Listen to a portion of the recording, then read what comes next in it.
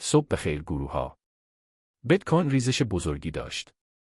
معامله را با حدود $10,000 سود نزدیک 81 تا 82,000 بستم و حالا قیمت نزدیک 77,000 است. متاسفانه زود برگشتم و اتریوم هم فعال شد. اتریوم تا حدود 2160 پایین آمد، سفارش فعال شد و کمی برگشت. نصف پوزیشن را بستم. این بار روی اتریوم خیلی صعودی نیستم، کارمزدها پایین آمده و خیلی ها از بس و زنجیرهای دیگر استفاده می کنند.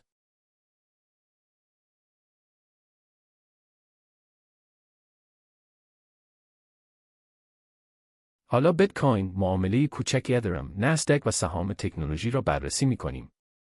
بزرگترین پوزیشن های من بیت کوین، گوگل، انویدیا، اپل و تسلا هستند. تسلا می سازم و بیت کوین را با ریزش دوباره جمع می کنم.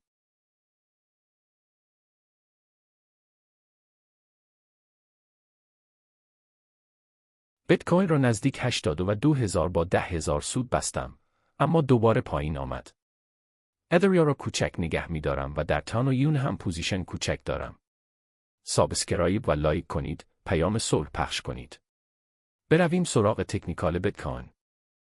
حالا در تحلیل تکنیکال هستیم و می بینید که بیت کوین ریزش قابل توجهی داشت، اما بخش زیادی از حرکت ریز شده است. بیت کوین به سمت $77,000 پایین آمد. در نمودار هفتگی، بیت کوین دقیقاً از همون جایی رد شد که درباره این پرچم نزولی هشدار داده بودم. سعی کرد بشکند. به نظر می رسید می خواهد بریکت کند، اما همه را فریب داد و بعد شدید سقوط کرد. بیت کوین از سقف تاریخی 52% پایین تر بود و بعد 37% برگشت، ما بیشترش را گرفتیم. حالا دوباره در همون ناحیه رد شد چون هفتگی اوورباوت بود. برای همین بستم، اما زود برگشتم.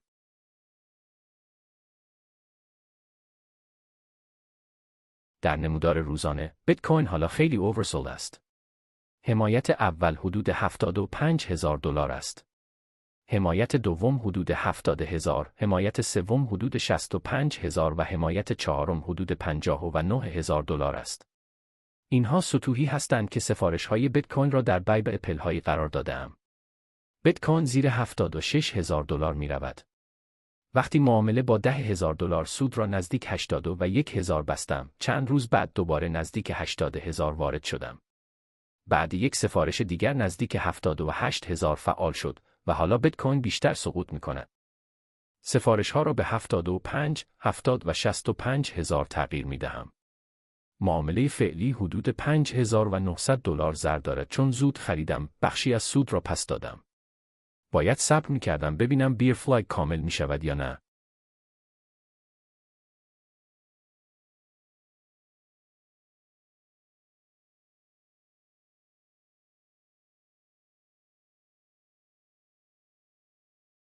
الان 3 سفارش بیت کوین دارم روی 75,000، 70,000 و $65,000.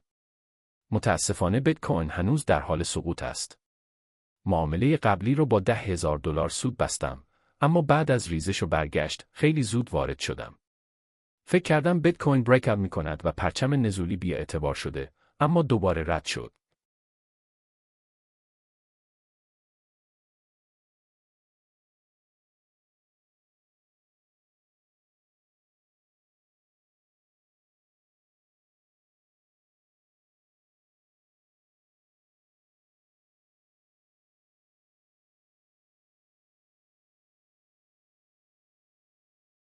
بیت کوین به حدود 82,000 رسید، بعد به 78,000 سقوط کرد و حالا به سمت 76,000 آمده است. این یک ریزش بزرگ در چند روز است. سفارش‌های بعدی من روی 75,000، 70,000 و 65,000 هستند. این پوزیشن 1.5 بیت کوینی حدود $115,000 ارزش دارد و بعد از این ریزش سریع حدود $6,000 در ضرر است.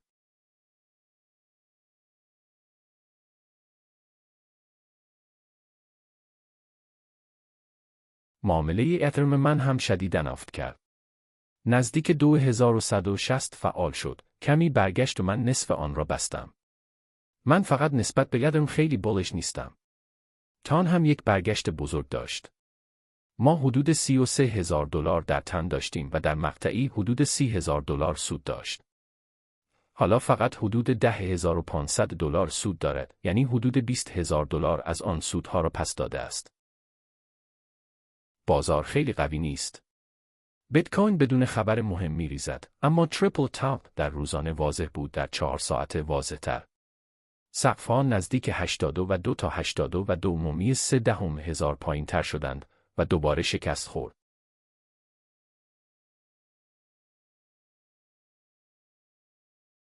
از آن سقف تا الان بیت کوین حدود 7% ریزش کرده و بخش بزرگی از سود معامله را پس داده است. نقطه اصلی که از آن معامله را فعال می‌کنم نزدیک خط روند است. اگر پرچم نزولی اجرا نشود، بیت کوین می‌تواند از آنجا برگردد. اما اگر این فراکتال پرچم نزولی اجرا شود، وضعیت می‌تواند خیلی بدتر شود. در 4 ساعته بیت کوین می‌ریزد. روزانه اوورسولد است و هفتگی هنوز اووربات. احتمال 70,000 هست. من 1.5 بیت کوین دارم. اگر به 70,000 برسد، تقریباً $10,000 افت است. کم می‌کنم و در 75,000 اضافه می‌کنم. همین کار را می‌کنم. این معاملات را نصف می‌کنم. الان برگشت قوی نمی‌بینم. پس معامله بیت کوین و اتریم را نصف کردم. نصف اتریم را قبل‌تر بسته بودم. حالا حدود 75 بیت کوین دارم و سفارش بعدی من در 75,000 است.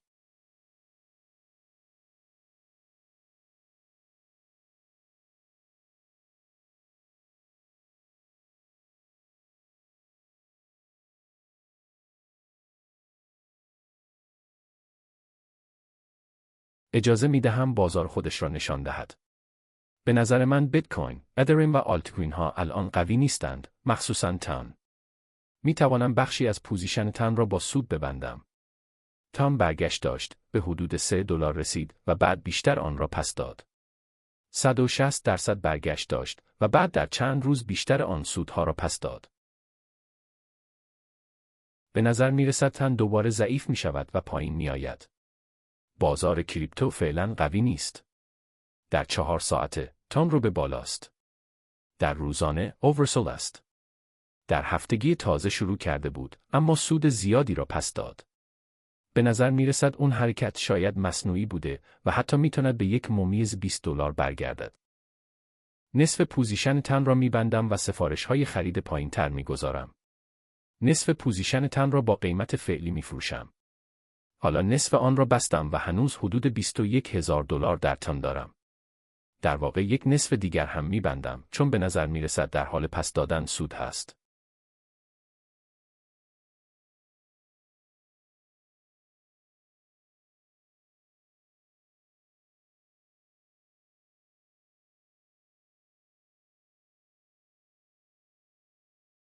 پوزیشن تن را از حدود $44,000 به حدود $10,000 کاهش دادم. همین کار را با یونیسوپ انجام می دهم. یون هم ضعیف به نظر می رسد. حتی وقتی کمی حرکت کرد، همه آن را پس داد. نصف پوزیشن یون را می بندم و خریدهای پایینتر نزدیک $3 یا حتی 2.80 می گذارم چون می تواند به راحتی آن ناحیه را دوباره تست کند.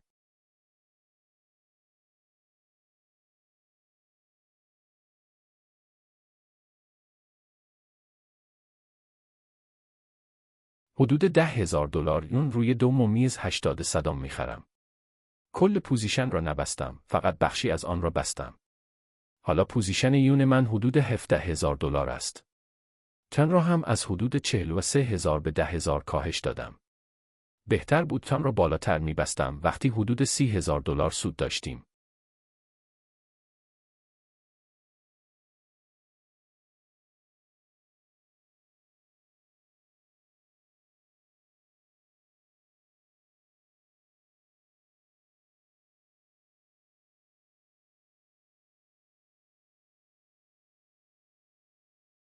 فکر می کنم تن ممکن است به ناحیه قبل از پامپ برگردد. من تن را پایین تر حدود 1.10 دوباره می خرم. برای بیت کوین، سفارش های خرید بعدی همچنان 75,000، 70,000 و 65,000 هستند. متاسفانه اگر حساب من را این ماه دنبال کرده باشید، در 7 روز گذشته از حدود 390,000 به 357,000 رسید. ماه گذشته حساب از حدود 341,000 به 390,000 رسید و تقریباً همه آن را پس دادم. هنوز این ماه حدود 16,000 دلار سود دارم، اما قبلاً حدود 47 تا 48,000 دلار سود داشتم. پس بخش زیادی از سودهای اخیر را پس دادم. در 3 ماه گذشته حساب هنوز حدود 100,000 دلار از 250,000 بالاتر است، اما سودهای اخیر برگشت داده شد. بیت کوین را نزدیک سقف خوب بستم، اما زود دوباره خریدم. ریزش و برگشت من را فریب داد. خریدهای بعدی من 75, 70 و 65 هزار است. حالا گوگل و انویدیا را بررسی می کنم.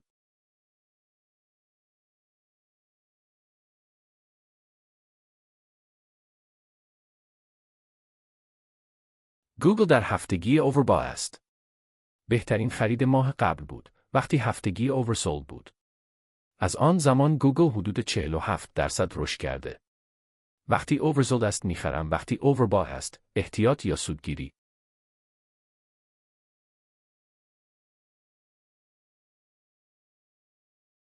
گوگل میتواند مدت زیادی اووربا بماند. در گذشته هم چندین ماه اووربا مانده است. در نمودار هفتگی هنوز رو به بالاست. در نمودار روزانه، گوگل از وقتی نزدیک کف در پایان مارس خریدیم، حدود 47% رشد کرده است.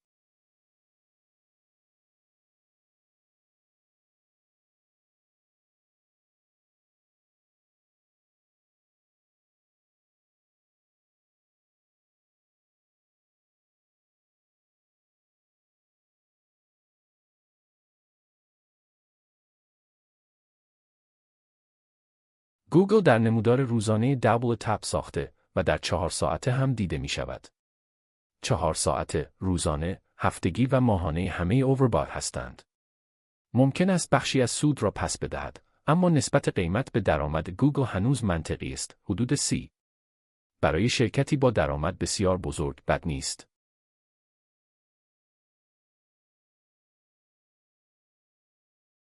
اجازه می دهم گوگل ادامه دهد. اگر پی به 40 نزدیک شود شاید کم کنم. به خاطر دابل تپ ممکن است اصلاح کند، اما هنوز خوب است. اپل نزدیک 300 و در سقف تاریخی است، 20% بالاتر از خرید ما. در نمودار ماهانه اپل رو به بالاست. در هفتگی و روزانه اووربا است. نسبت قیمت به درآمد اپل هنوز قابل قبول است، حدود 36 با درآمد بسیار بزرگ.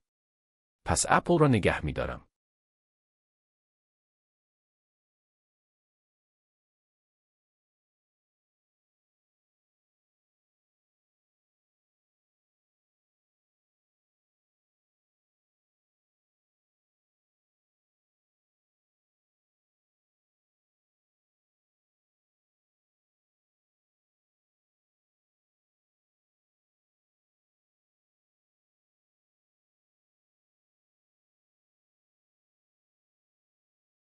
نویدیا دومین پوزیشن بزرگ من بعد از گوگل است.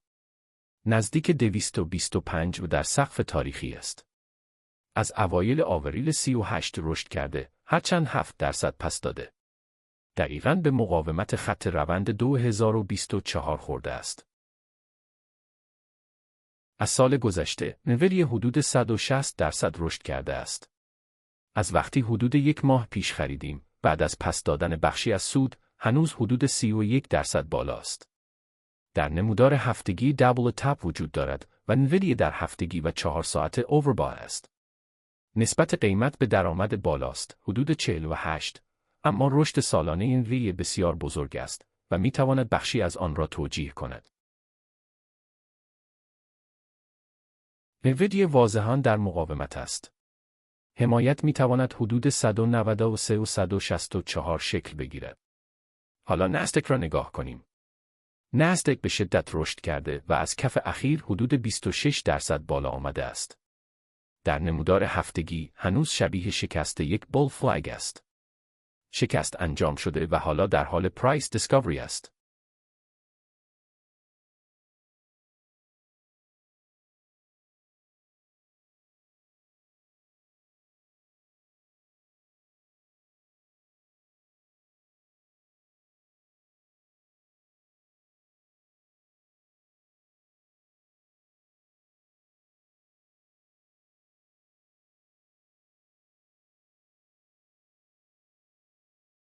هدف احتمالی حدود 29,000 است.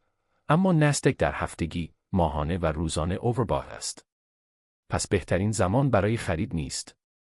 معمولاً وقتی نمودار هفتگی اووربات است، بهتر است سود بگیریم. کل مارکت کوپ کریپتو شدیداً برگشته از 2.7 به 2.5 تریلیون. شبیه یک بیر فلاگ دیگر است. حمایت ها 2.4 تریلیون، بعد 2 تریلیون و حمایت قوی‌تر نزدیک 1.7 تریلیون.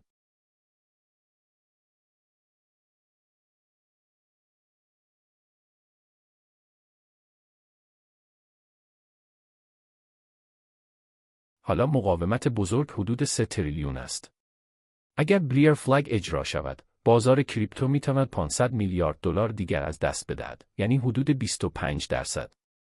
این میتواند یعنی بیت کوین ریزش بزرگ دیگری داشته باشد. ببینیم چه میشود.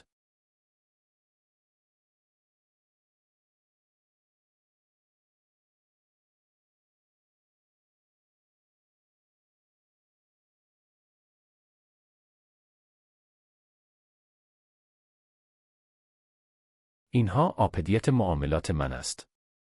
بیت کوین، اتریوم، تان و یون را کم کردم و سفارش‌های پایین‌تر گذاشتم. شاید از گوگل هم سود بگیرم، ولی امروز بررسی می‌کنم. گوگل هنوز خوب است. همه به گروه LA Traders بپیوندید. گروگ 4.20 یک شورت موفق روی نقره داشت. چک 5.5 هم یک شورت موفق روی نقره داشت و کلیود آپوس 4.5 تازه روی بیت کوین شورت گرفته که جالب است.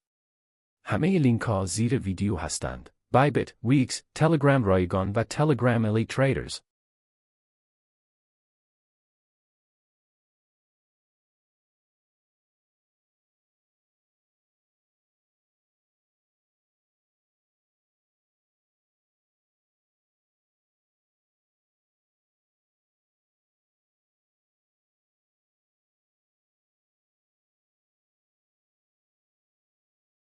قانون 1 سودها را حفظ کنم. نمیخواهم مثل همین معامله بیت کوین همه را پس بدهم. رشد سرمایه با انضباط مهمتر از هیجان است. ممنون که واقعی، امن و سودآور نگه می‌دارید. این آپدیت بازار بود. سرمایه‌تان را حفظ کنید. قانون 1 وارن بافت، حفظ سرمایه. قانون 2 قانون 1 را فراموش نکن. شاید گوگل و نویدیا را کم کنم، اما آنها برندگان اصلی و بازی هستند. گوگل و نویدیا سرمایه‌گذاری‌های قوی با درآمدهای عظیم هستند. گوگل همچنین در اسپیس اکس و انتروپیک سرمایه‌گذاری کرده و نویدیا یکی از داغ‌ترین سهام‌های هوش مصنوعی است. بیت کوین پوزیشن را کاهش دادم.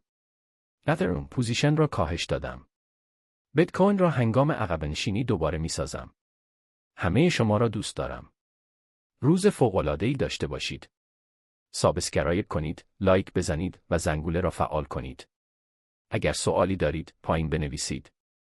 روز خوبی داشته باشید و فردا دوباره می‌بینمتان.